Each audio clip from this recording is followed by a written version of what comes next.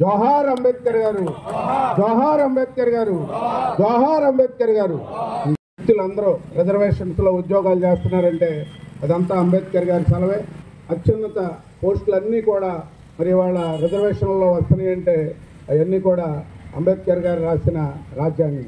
మరి వాళ్ళ బాబాసాహెబ్ అంబేద్కర్ గారు రాసిన రాజ్యాంగం ప్రకారం అంబేద్కర్ గారిని స్ఫూర్తిగా తీసుకుని కూటమి ప్రభుత్వంలో ఈరోజు మన ముఖ్యమంత్రి గారు చంద్రబాబు నాయుడు గారు ఒక వినూత్నమైన కార్యక్రమం మొదలెట్టారు. అదేంటంటే P4.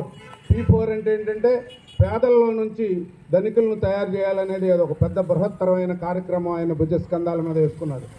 అయితే బాగా ఉన్నత చదువులు చదువుకుని చిన్న కుటుంబాల్లో నుంచి వందల వేల కోట్ల రూపాయలు మరి ఇండస్ట్రీలు కానివ్వండి, ఫ్యాక్టరీలు కానివ్వండి, లేకపోతే ఏమైనా ఇన్స్టిట్యూషన్స్ కానివ్వండి రన్ చేస్తున్నారో వాళ్ళని ఈ గ్రామం తీసుకొచ్చి ముఖ్యమంత్రి గారు ఇక్కడ ఉన్న పేదరికంలో ఉండి ఓ పూట తిండి ఉండి ఓ పూట లేక చదివించడానికి డబ్బు లేకుండా ఉన్న మెరిట్ ఉన్న పిల్లలందరినీ కూడా చదివించి వాళ్ళ ఉద్యోగం వచ్చే వరకు కూడా ఈ ఇండస్ట్రియలిస్టులు బాధ్యత తీసుకునేటట్టు ప్రతి కాన్స్టిట్యూన్సీలో కూడా ఆయన ఒక వినూత్నమైన కార్యక్రమం ఏర్పాటు చేశారు. అది చాలా బాగుంది.